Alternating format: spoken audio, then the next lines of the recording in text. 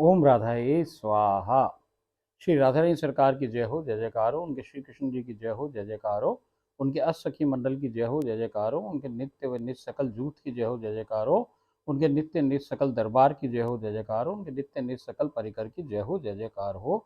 ओम राधाए स्वाहा।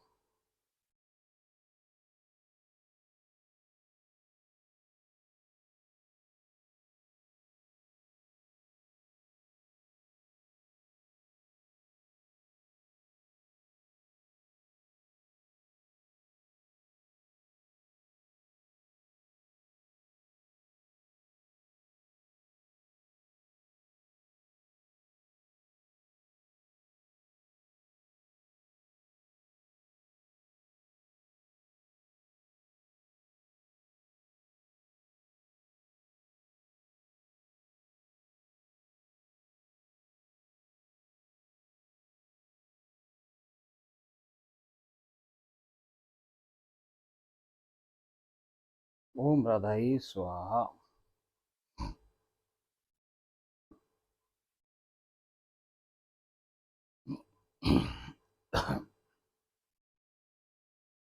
देखो सरकार, परम गुप्त से भी गुप्त रहस्य छुपे हुए लीलाओं में वो आपको और हमको उजागर करके दे रही है।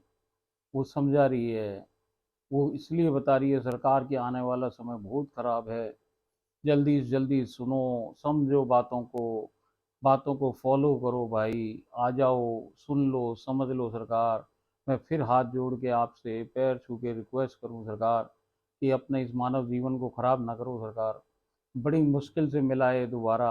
अब जाने दोबारा मिलेगा कि नहीं मिलेगा, क्या होगा आपके कर्मों के अनुसार। तो सरकार, इसको व्यर्थ मत जाने दो सरकार। ये मौका मिला है और आपकी नज़र, राधा रानी सरकार की नज़र आप पे पड़ी गई है सरकार। अब आप उस नज़र के पड़े बाद अब तो समझ जाओ बात को भाई, आ जाओ। सारी ये जितनी बातें हैं ये सब भूल भाल के एक नया पात्र लेके और या बिना पात्र के राधा रानी के चरणों में आ जाओ सरकार। तो देखो खेल कैसे बदलेगा। संरचना रचना सब उसकी की हुई है। सब तरीका उसने पहले ही बना रखा है, आपको चयनित कर रखा है। अब आपका पैर भी उठाना जरूरी है सरकार। आप एक पैर तो उठाओगे जब भी तो वो दौड़ के आपको अपने गले लगाएगी सरकार। अब चाहे वो दिखे ना दिखे, और दिखने की तमन्ना करोगे जी जान से, शिद्दत से, पूरा अपने जोर शोर से, अपने जितनी आप में ताकत है सब लगा करके यदि आप उसको देखना चाहो तो वो क्यों ना दिखे सरकार। वो तो आपके बिल्कुल नज़दीक ही ठाड़ी हुई है। वो दिखे, जरूर दिखे, जरूर दिखे सरकार। अब ये बहकाओं में मत आओ सरकार। ये लोगों के कहने कहाने में मत आओ सरकार। ये जो संसारिक ज्ञान है इससे मत उलझो सरकार। ये पतंग की डोर जैसे उलझ गया है सरकार। अब वो उलझ गया है तो सुलझेगा नहीं सरकार। अब तो आपको नई डोर पकड़नी है, नई पतंग पकड़नी है और उड़ करके चले जाना है उस पतंग के संग संग, और राधा रानी के देश आ जाना है सरकार।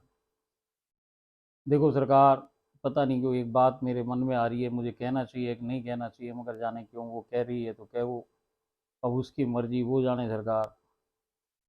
कि देखो सरकार, जैसे कोई एक गांव के आदमी, बहुत छोटा सा गांव है, उसके अंदर एक आदमी बीमार हो जाए। अब उस गांव में एक ही डॉक्टर है सरकार।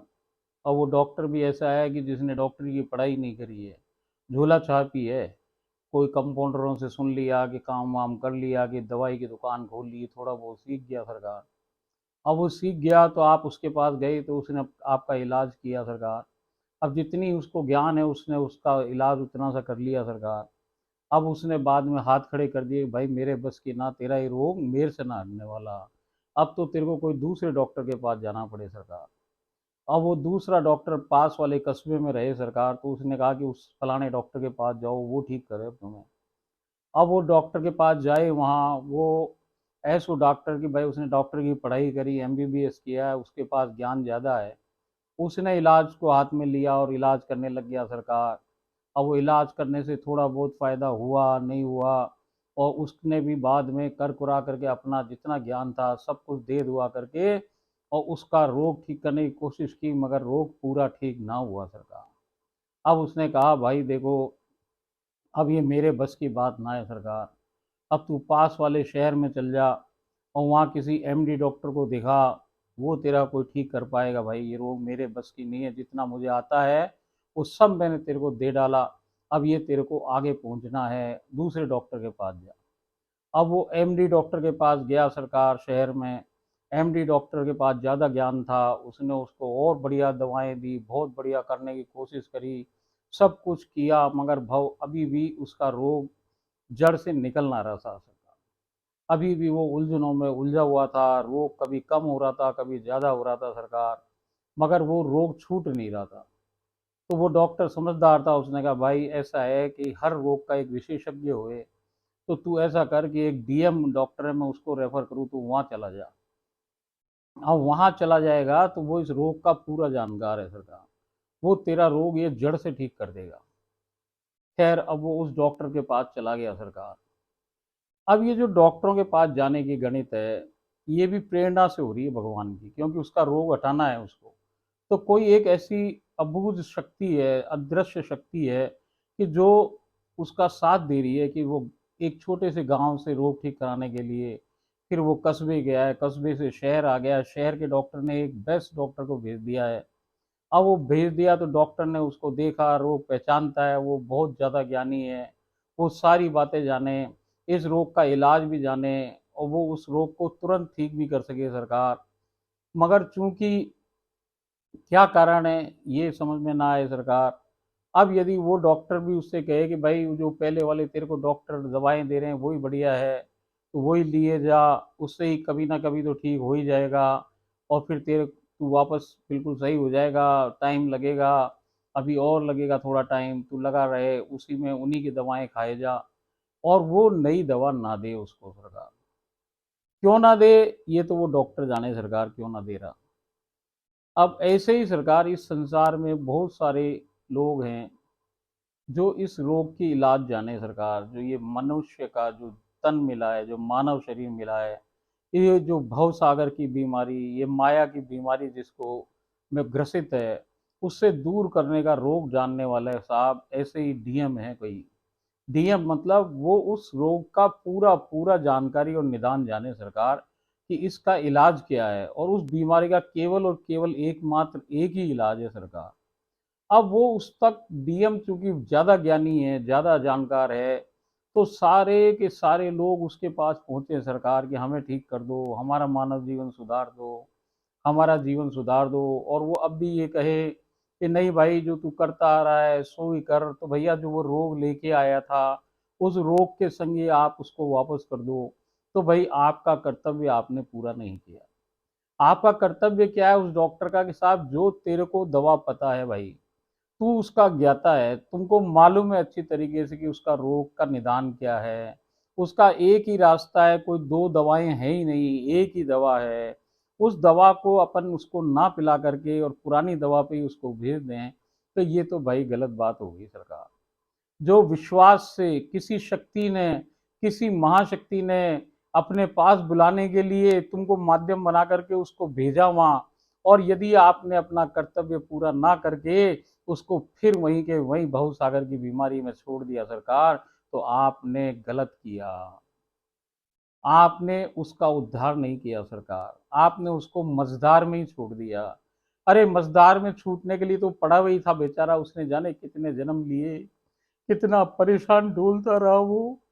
और उसके बाद भी जब वो एक सही ठिकाने पे पहुंचा, उस सहचरी के पास पहुंचा, और वो सहचरी भी उसको ना बताए वो सही बात, तो भाई ये तो अन्याय हो गया। राजा रानी के सिलेक्शन के बावजूद कोई तुम्हारे दर आया और उसको तुमने सही बात नहीं बताई, तो भाई ये तुम्हारी गलती है। देखो सरकार, मुझे कोई अधिकार नहीं, कुछ बात नहीं, मैं जाने क्यों ऐसी बातें राधा रानी सरकार को कहलाए, किसके लिए कहलाए वो जाने, अपन को इसको लेना ना देना, हम दूसरे संसार के प्राणी, हमें क्या मतलब। मगर एक दुख हो है सरकार, कि जब कोई जानकार आदमी जो सहचरी हो, जिसे सब कुछ पता हो कि भाई एक ही तरीका है इस माया नगरी को छोड़ने का, इस भव सागर से तिरने का केवल एक ही तरीका है, और उस तरीके को कोई जानकार आदमी दूसरे को ना बताए, क्यों ये मुझे ना मालूम, क्यों ना बताए सरकार, मगर उसे बताना जरूर चाहिए। ये उसका पहला प्रथम कर्तव्य है सरकार, कि उसको, उसकी भटकन को मिटाओ, उसकी उलझन को मिटाओ। वो जो करता आ रहा है, जिस गोलियों से उसकी बीमारी दूर ना हो रही सरकार, वो गोलियां बदल डालो। उसकी वो दवा, उसका प्रेस्क्रिप्शन चेंज कर दो सरकार, जब भी वो दूसरी दुनिया में पहुंच पाएगा। और राजा रानी ने कृपा करके तुम्हारे चरणों तक भेजा है उसे, उसको धक्का देके तुम्हारे पास भेजा है, ये बताने के लिए कि भाई इसे मेरे पास पहुंचा दे, ये मेरा जीव है, इसको सही ज्ञान दे। उफ, क्यों कहूं मैं ऐसी बातें, पता नहीं। मैं ना कह रहा हूं सरकार, ये राजा रानी बोले, वो जाने, उसको काम जाने सरकार। अपन तो लीलाओं में प्रवेश करो, अपने क्या लेने क्या देना वो जाने, और राजा रानी जाने। उस सेचुरी की बात वो जाने, राजा रानी जाने क्यों बोले, उसको क्या कहलाए वो जाने।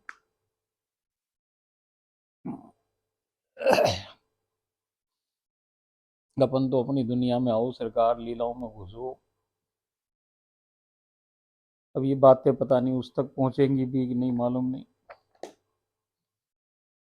जो कल अपन को राधा रानी सरकार ने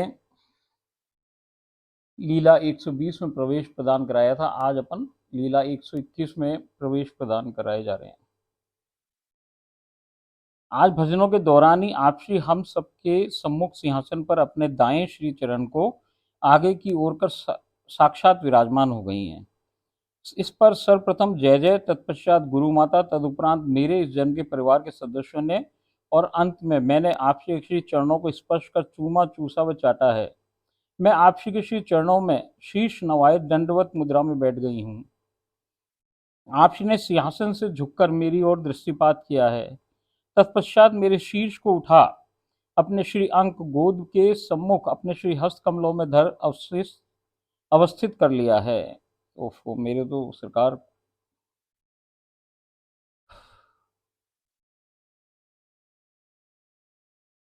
जैसे वो विराजी तो उसके बाद सर्वप्रथम जय जय, तत्पश्चात गुरु माता, तदुपरांत मेरे जन्म के परिवार के सदस्यों ने, और अंत में मैंने आपसी के श्री चरणों को स्पर्श कर चूमा चूसा व चाटा है। मैं आपसी के श्री चरणों के शीर्ष निवाय दंडवत मुद्रा में बैठ गई हूँ। आपसी ने सिंहासन से झुककर मेरी ओर दृष्टिपात किया है। तत्पश्चात मेरे शीर्ष को उठा अपने श्री अंक गोद के सम्मुख अपने श्री हस्त कमलों में धर अवस्थित कर लिया है। उन्होंने उसका सिर पकड़ा है और अपनी गोद में रख लिया है। गीता बावरी का। आप श्री अपनी श्री उंगलियों को शक्ति पूर्वक मेरे शीश में गड़ाकर फिरा रही हैं। नॉर्मली तो वो उसके सिर के अंदर बिल्कुल हल्के हल्के होले होले से फिराएं, आज उसको चुबो चुबो के जोर जोर से गड़ा गड़ा करके उसके शीर्ष में वो उंगलियों को फिरा रही हैं। तभी मेरी संपूर्ण राशि को पीछे की ओर समेट कर एक झटके से पीछे की ओर खींचा है, और इसी बीच में उन्होंने क्या किया, उसके सारे बालों को पीछे की तरफ करके और ये जो बाल इकट्ठे करके उसको जोर से झटका दिया है, तो इसका सिर यूं हो गया ऊपर आसमान में। अब इसकी आंखों के सामने राधा रानी ना होकर के आसमान दिख रहा है।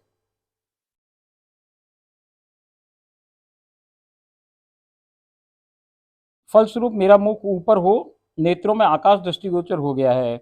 आपसे मेरे कपोलों, होठों व माथे को चूमा है। अब आपसी सिंहासन से उठ खड़ी हुई हैं। मैं भी आपसी के सम्मुख थोड़ी दूरी बनाकर खड़ी हो गई हूँ। आज विचित्र बात यह घट रही है कि आपसे बिल्कुल शांत खड़ी हैं, ना तो कुछ बतिया रही हैं, ना ही मुझे आलिंगनबद्ध कर रही हैं। मैं भी हतप्रभ चुपचाप सम्मुख खड़ी आपसी को निरख रही हूँ। आपसी ने कुछ समयावधि के उपरांत पूछा, क्या हुआ, कुछ कहना चाहती है, तुझे कुछ चाहिए? मैंने भयपूर्वक आपसी से कहा कि मैं आपको आलिंगनबद्ध करना चाहती हूँ। इस पर आपसी ने कहा कि तो फिर इतनी दूर क्यों खड़ी हुई है? ऐसा कहकर आपसी ने अपनी दोनों श्री बाहों को खोल दिया। मैंने खुशी से पागल हो शक्तिपूर्वक आपसी को सीने से लगा अपनी दोनों बाहों में भर लिया है, परंतु आपसी ने मुझे अपनी श्री बाहों में नहीं जकड़ा है। कुछ समयावधि के उपरांत आपसी ने अपने एक श्री हस्त कमल से मेरे शीर्ष को, वे दूसरे श्री हस्त कमल से मेरी कमर को थाम मेरे मुख को चूमा है।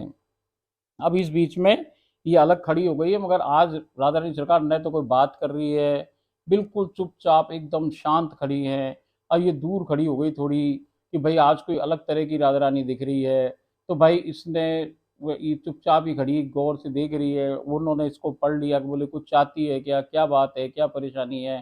तो इसने कहा कि मैं आपके आपको आलिंगनबद्ध करना चाहूँ तो भाई उन्होंने कहा कि दूर क्यों खड़ी, आ जा, और फिर उसको हाथ खोल दिए हैं तो वो आ गई है।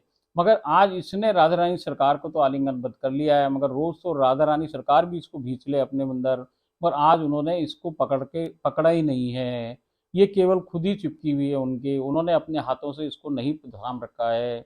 और फिर अचानक उन्होंने इसके सर को एक हाथ से ऊपर करा है, और भैया एक हाथ से कमर लेके इसको झुका दिया है, और फिर इसके होंठों को, इसके कपोलों को और इसके माथे को वो चूम रही हैं।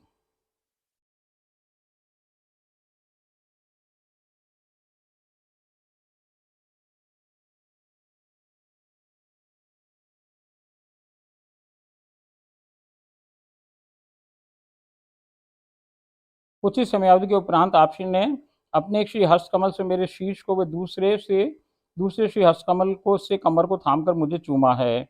मैंने आपसी से कहा कि पिछले 3 दिवस से जैसे ही मैं आपसी को गले लगाती हूँ, आपसी सजीव व साक्षात अनुभव होती हैं। आपसी ने व्यंग्यात्मक शैली में कहा कि अभी तक क्या तुझे केवल मेरा मात्र अनुभव ही होता है। मैंने तुरती भाप शीघ्रातिशीघ्र कहा कि नहीं नहीं, आप श्री तो वास्तव में ही साक्षात खड़ी होती हैं। अचानक इसके मुंह से निकला कि अब मैं 2-3 दिन से जो आपसे ये आलिंगन करूं तो मुझे आपका साक्षात अनुभव होए। तो वो कह रही है कि क्या अभी तक जो तू मेरे से आलिंगन करती है तब क्या तेरे को अनुभव नहीं हो रहा था क्या, केवल मैं ऐसे साक्षात नहीं दिख रही थी, केवल क्या मेरा अनुभव ही होता था क्या झूठा तेरे को। तो इसको गलती मालूम पड़ गई कि मैं गलत बोल गई। तो बोली नहीं नहीं, आप तो हमेशा से ही साक्षात नजर आती हो।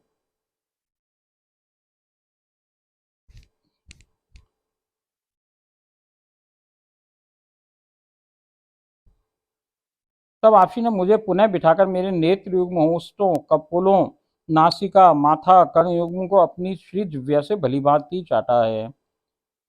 मेरे मुख के किसी हिस्से को भी नहीं त्यागा है।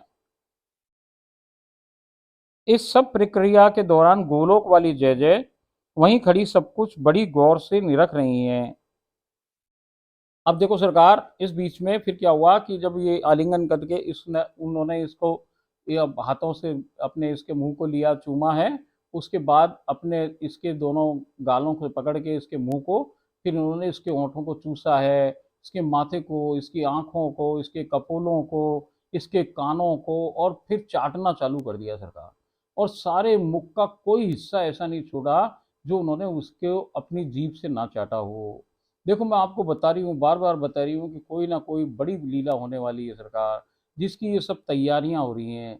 राधा रानी जीव को चाटे, इसका मतलब वो अपना उसके अंदर जो अभी सारी गंदगी, कुछ भी चिंगारियां रह गई हैं, काम की क्रोध की मोह की ईर्ष्या की मत्सर की, जो कुछ भी कोई माया की कोई माया के विकारों की कोई भी चिंगारी अभी बाकी है, तो वो उसको चाट चाट के साफ कर दे सरकार। अपनी जीभ से वो उसकी सारी की सारी चीजें ले लें, और जीभ से निकलने वाला जो रस है, उस रस से वो जीव रसरूप हो जाए, राधा ही बन जाए सरकार। तो कोई बड़ी बात घटित होने वाली है इसके जीवन में, इसलिए ऐसा कुछ प्रक्रियाएं इसके संग घटित की जा रही हैं। अब इस बीच में ये जब सारी प्रक्रिया चल रही है तो जो गोलोक वाली जय जय है वो वहीं खड़ी हुई हैं, और वो बड़े गौर से निरख रही हैं कि ये सब क्या हो रहा है। और आपसी ने तब मुझे छोड़ दिया है और जय की ओर संकेत कर कहा कि तुम अपने जय से पूछ लेना कि मेरे इस प्रकार चाटने का अर्थ क्या होता है। ये कहने के साथ ही लीला में विराम आ गया, और मैंने वहीं से श्री चरणों को स्पर्श कर पुनः वापस आ गई हूँ। अब मैं बरसाना में हूँ सरकार, इसने मुझे फोन मिलाया है। जब मैंने सारी लीला को जय को सुनाया और पूछा कि इस सब का अर्थ क्या हुआ, जय ने बतलाया कि इसका अर्थ यह है कि अब से लीला तुम खुले नेत्रों से निरखने में सक्षम हो गई हो, और जो श्री लीला अब तक तुम नेत्र बंद करके देखती आ रही हो, अब खुले नेत्रों से देखना संभव हो जाएगा। तुम श्री जी से बतिया सकोगी, वह तुम्हारी आप श्री तुम्हारे सब सवालों का जवाब देंगी, स्वयं तुमसे बतियाएंगी। अब तो श्री जी तुम्हारे घर में साक्षात ऐसे रहेंगी जैसे तुम्हारे इस जन्म के परिवार के अन्य सदस्य रहते हैं। अब तुम्हारे परिवार के सदस्यों में 5 सदस्य ना होकर के सातों ये 2 जने और आकर के और इनका दरबार आकर के सब के सब वहीं रहेंगे। आपसे उनके काना भी यहीं रहेंगे, और ये तुम्हारा घर ही गोलोक हो जाएगा।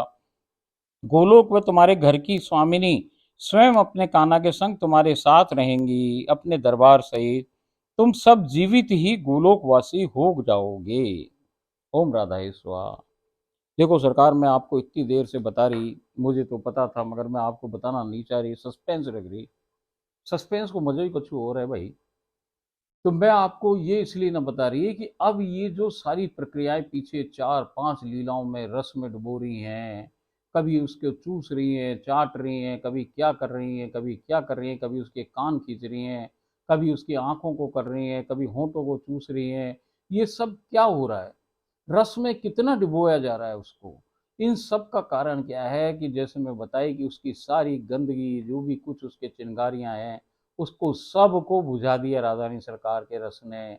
और जो कछु भी उसकी खराबियां वो सब राधा रानी सरकार ने स्वीकार ली, अंदर ले ली। अब वो विशुद्ध राधा के रूप में है। अब जब राधा ही बन जाए तो जैसे मैं बताई सरकार कि राधा को राधा दिख सके, राधा से राधा बतिया सके, राधा के संग राधा खेल सके और राधा के संग राधा ही रह सके सरकार। तो ऐसी स्थिति को अब वो प्राप्त है। तो मैंने उसको बताई कि अब तू आंख बंद करने की जरूरत ना तेरे को भैया। अब तुझे ये सब कुछ तेरी इस शरीर की खुली आंखों से ही नजर आएगा। जिसके लिए आज तक उसे लीला में बैठना पड़ रहा था, आंखें बंद रखनी पड़ रही थी, अब उसकी आंखें खुल गई। इसलिए अब आप भी आंखें खोल के सुन लो सरकार। अब देखो सरकार, आगे की सारी लीलाएं अब उसे खुली आंखों से नजर आएंगी। अब वो इस स्थिति को प्राप्त है, क्योंकि अब आप भी प्राप्त है उस स्थिति को कि राधा रानी सरकार ने केवल गीता बावरी को नहीं चाटा सरकार, आपको भी चाटा, मुझे भी चाटा है और हमारे भी कानों को खींचा है। हमारे को भी रस में 4 दिन डुबो के रखा है, 4 लीलाओं में सरकार। तो इस सब से हम भी तो रसरूप हो गए। तो अब अपने अगले की सारी लीलाओं में हम आंखों को खोल कर ही सब कुछ देख पाएंगे सरकार। अब अगली लीला में अपन कल मिलें। आज तक के लिए इसी में खुश रहो, रस में देखो कि भाई पीछे की लीलाओं को याद करो कि हमारे संग क्या क्या घटित हुआ और आगे क्या घटित होगा। ये अपन अब खुली लीलाओं से देखेंगे। और जिसके लिए मैंने कहा और जो कुछ बातें मेरे मुख से निकली सरकार, उसके लिए मैं क्षमा प्रार्थी हूँ। वो मेरे मुख की बातें नहीं है, वो राधा रानी सरकार ने किसी स्पेशल किसी बात के लिए किसको कही मुझे भी ना मालूम सरकार। ओम राधाई स्वाहा।